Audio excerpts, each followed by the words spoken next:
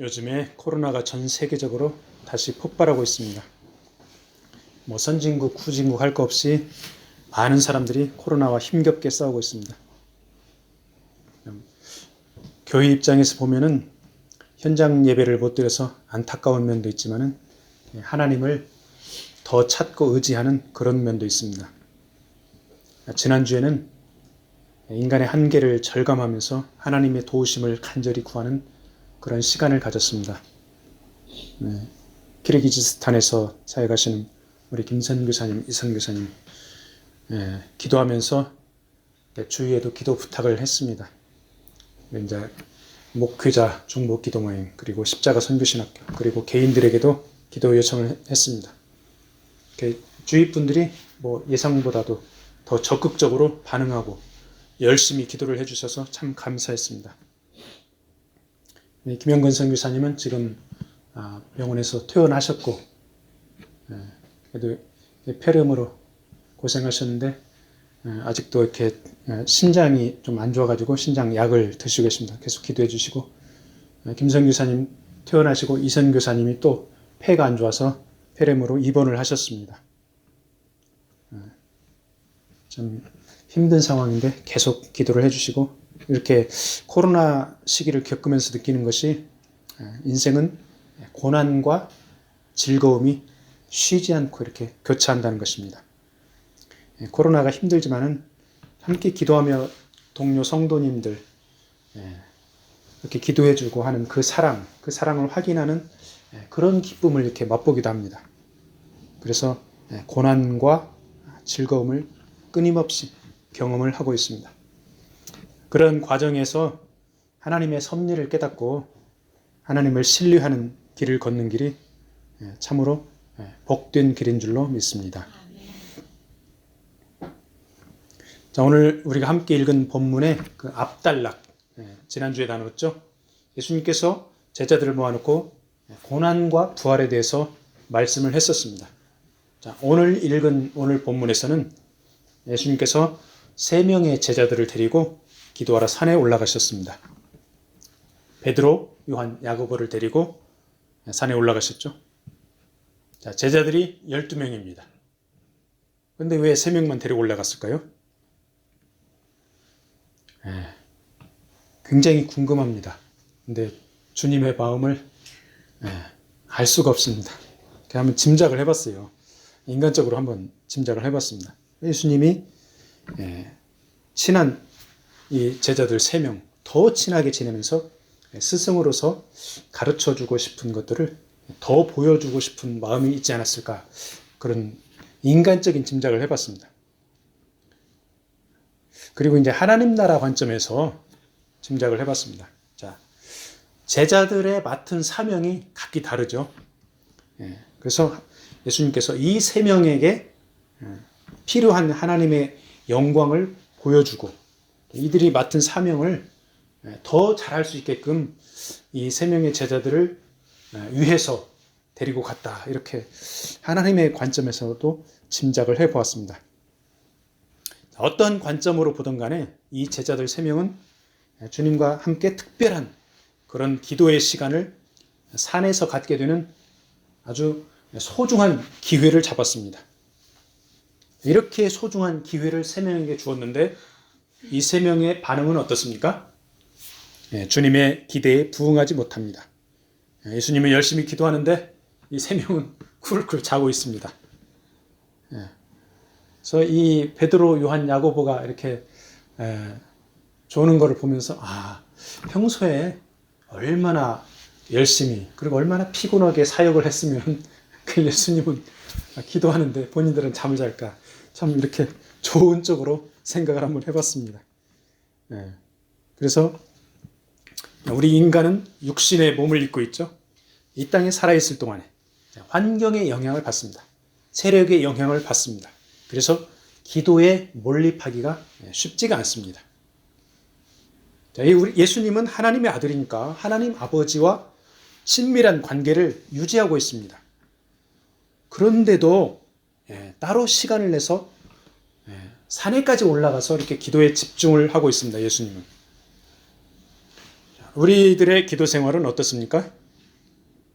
자, 하나님 아버지와 별로 친밀한 관계도 아닌데 기도에 힘쓰지 않는 사람들이 많이 있습니다.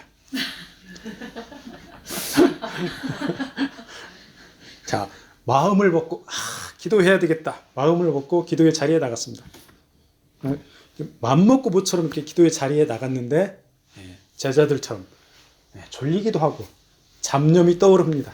그래서 기도에 집중하기가 정말 쉽지가 않습니다. 요즘에 이제 나이가 들어서 그런지 새벽에 일찍 깹니다. 오늘도 새벽 3시에 일어나서 그래서 이제 뭐 기도한다고 성경 읽는다고 찬양한다고 하는데 잡념이 막 몰려옵니다. 그래서 이 잡념을 이렇게 몰아내고 기도에 집중하기가 참 쉽지가 않습니다.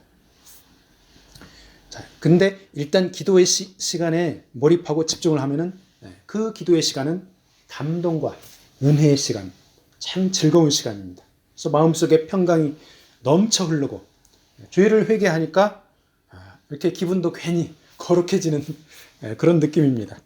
몸도 가뿐해지고 건강해지는 것 같습니다. 자, 우리 주님께서 기도를 하니까 어떻게 됐습니까? 오늘 말씀해 보니까 용모가 변했습니다. 용모만 변한 게 아니라 옷이 엄청나게 휘어져서 광채가 났습니다. 자, 우리들도 이렇게 주님처럼 이렇게 영광의 모습으로 바뀔 수가 있을까요?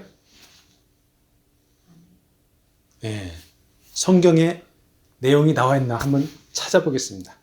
고린도 후서 3장 18절에 보니까 우리가 다 수건을 벗은 얼굴로 거울을 보는 것 같이 주의 영광을 보매 저와 같은 형상으로 화하여 영광으로 영광이 이르니 곧 주의 영으로 말미암음이니라.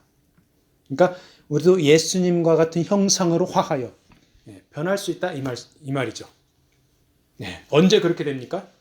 천국에 가면 확실히 주님처럼 영광의 모습으로 바뀝니다. 자, 천국에 가면 바뀌는데 이 땅에서도 주님처럼 바뀌고 싶지 않습니까? 주님의 영광스러운 모습으로. 이 땅에서 주님의 영광스러운 그 모습을 닮을 수 있다면 얼마나 좋을까요? 성경에 그런 예가 기록되어 있습니다. 이 스데반이 예수 그리스도 복음을 열심히 전하다가 체포되었습니다. 산헤드린 공회에서 재판을 받습니다. 그럴 때 스데반의 얼굴이 천사의 얼굴과 같더라. 이렇게 사도행전 6장 15절에서 말씀하고 있습니다. 예수님의 얼굴처럼 아주 영광스러운 모습은 아닐지 몰라도 이 땅에 살면서 아주 빛나는 천사의 얼굴과 같이 스데반의 얼굴이 변했습니다. 스데반은 믿음과 성령이 충만한 초대교회 7 집사 중에 한 사람입니다. 유대 최고 기관인 산헤드린 공회에서 종교 권력자들에게 신문당하면서도 전혀 꿀리지 않고 당당하게 맞서고 있습니다. 자, 그런 스데반의 용모가 변하여 예수 그리스도의 영광에 동참했던 것이고 그만큼 스데반이 하나님과 친밀했던 것입니다. 나중에 스데반이 돌에 맞아 순교했습니다. 순교하면서 하나님의 영광의 모습 그리고 예수께서 그 하나님의 영광의 모습 우편에 서신 것을 보았습니다. 요즘에 우리는 코로나 시국에 기도할 시간이 많이 있는 편입니다. 그래서 우리도 간절히 기도해서 마음과 몸이 건강하고 얼굴도 광채가 나서 주님을 닮게 되기를 축복합니다.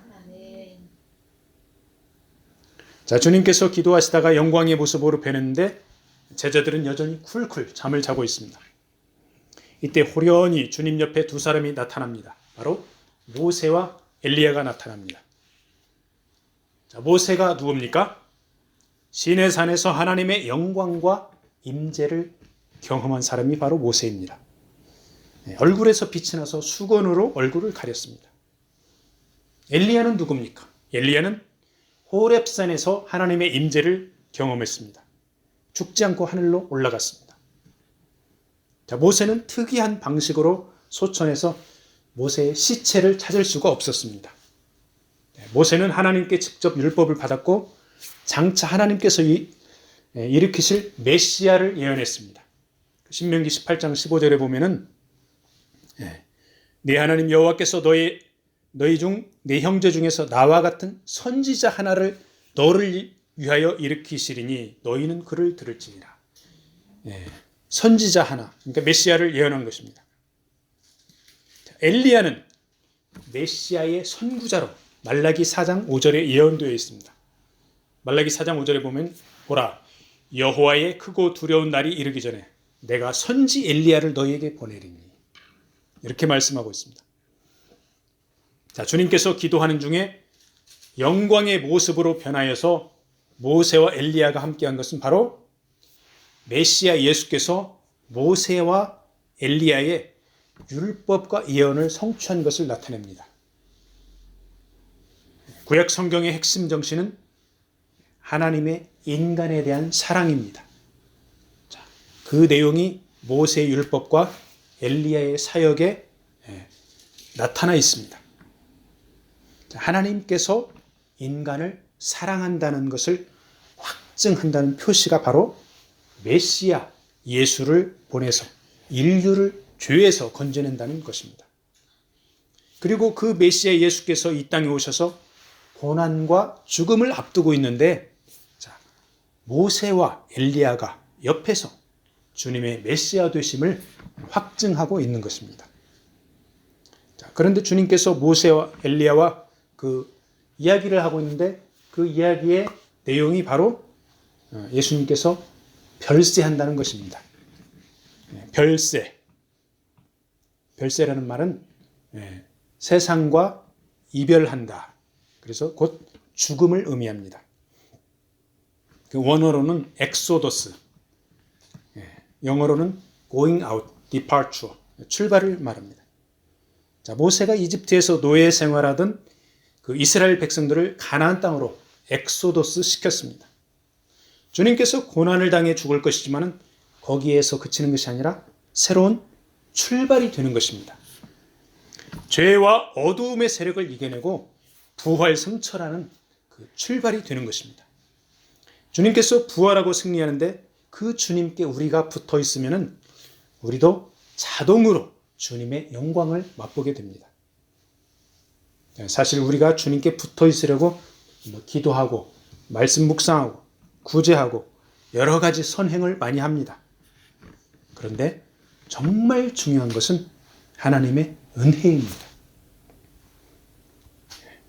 그래서 우리가 신앙생활 잘하려고 인간적으로 노력하는 것이 매우 귀하지만은 나를 불쌍히 여겨 은혜를 베푸소서 하는 그 하나님의 은혜를 갈망하는 자세가 정말로 소중합니다. 자, 피곤해서 잠에 취해 있던 베드로, 요한, 야고보가 뭔가 분위기가 이상해서 잠에서 깨어납니다. 잠에서 깨어나서 보니까 엄청난 광경이 눈앞에 펼쳐져 있습니다. 예수님의 모습이 영광의 모습으로 변해 있고 옆에 모세와 엘리야가 같이 있습니다. 베드로, 요한, 야고보 3명 입을 쫙 벌리고 감탄을 하면서 절반쯤 정신이 나갔습니다. 그리고 한 번도 전에 본 적도 없는 모세와 엘리야를 알아봅니다. 어떻게 모세와 엘리야를 알아볼까요? 그것이 정말로 궁금했습니다. 하나님께서 특별한 깨달음을 제자들에게 준 것으로 보입니다. 자, 모세와 엘리야를 알아본 것도 잠시고, 모세와 엘리야는 이제 주님 곁을 떠납니다. 주님께서도 평소의 모습으로 되돌아옵니다. 자, 근데 성질 급한 베드로가 예수님한테 한 가지 제안을 하죠. 예수님, 여기 정말 좋습니다. 우리는 여기가 좋사오니 주님과 모세와 엘리야를 위해서 초막을 3개를 지어가지고 여기에 머물면 어떨까요? 이 초막이라는 것은 텐트나 임시적인 거처로 영원히 이렇게 살 수 있는 집은 아니고요. 임시적으로 어느 정도 머물 수 있는 것을 말합니다. 그러니까 베드로가 여기가 좋사오니 하면서도 계속적으로 살고 싶었던 건 아니에요. 그냥 당분간 얼마 동안 여기가 좋으니까 여기 머물면 어떨까요? 이런 의미입니다. 그러니까 스승인 예수님의 영광의 모습을 더 보고 싶기도 하고 잠깐 본 모세와 엘리야 이분들과도 더 같이 있고 싶어 합니다. 그래서 여기가 좋사오니 이렇게 이야기를 하죠. 그런데 주님은 할 일이 태산 같습니다. 주님께서 이루어야 할 미션이 있습니다. 우리 주님 사명을 감당하기 위해서 산을 내려와야 합니다. 제자들은 조금 더 그 산에서 황홀경에 잠기고 싶습니다. 우리 크리스찬들의 기도 생활에 교훈을 주는 장면입니다. 자, 우리가 열심히 하나님 앞에 기도하고 은혜를 받으면 세상으로 나가서 사명을 감당해야 합니다. 산속에서 기도하는 그 시간 아주 달콤하고 새벽에 기도하는 시간 즐겁습니다. 그런데 산에서 기도를 마무리하고 내려와야 할 때가 있습니다. 새벽 기도를 마치고 일상에 나가서 치열하게 살면서 하나님이 내게 주신 사명을 감당해야 할 때가 있습니다. 그냥 여기가 좋사오니 하면서 한 곳에 안주하고 그곳에 계속 있으면, 그러니까 타이밍을 못 맞추면 매너리즘에 빠지고 안일해지기가 쉽습니다.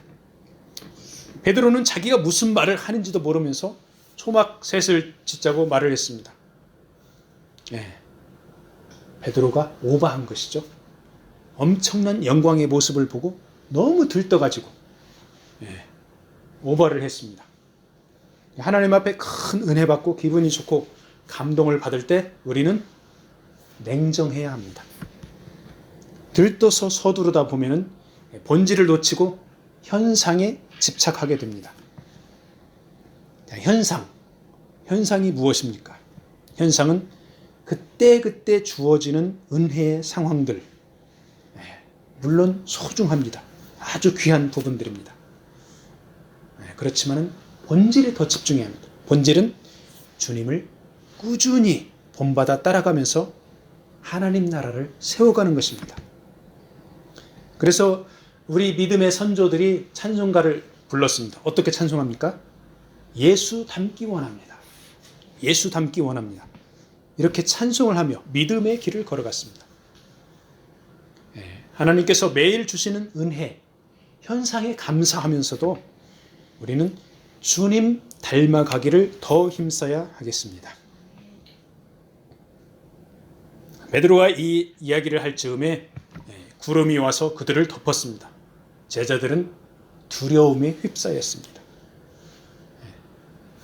죄인인 제자들, 인간들에게 하나님의 임재가 몰려오니까 당연히 두려웠던 것이죠.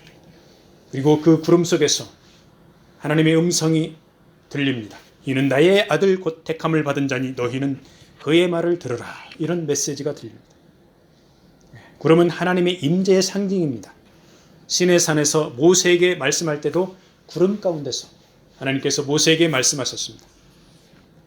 하나님 아버지께서 예수님의 영광을 보여주시고 하나님의 아들이라 말씀하시고 주님의 통치를 받으라 이렇게 말씀하고 있는 것이죠. 하늘의 음성이 그치자 모세와 엘리야도 안 보이고 구름도 사라지고 오직 예수만 보이더라 이렇게 말씀하고 있습니다. 오직 예수만 보이더라. 오늘 말씀의 제목입니다. 변화산의 영광의 변화의 주인공 바로 오직 예수입니다. 예수께서 메시아로 오셨고 죽음을 물리치고 승리한 생명이신 오직 예수입니다. 우주 만물을 통치하는 하나님의 아들로 우리가 믿고 따라야 할 오직 예수입니다. 우리 삶 가운데서 최우선적으로 시선을 고정시켜야 할 분이 바로 오직 예수입니다.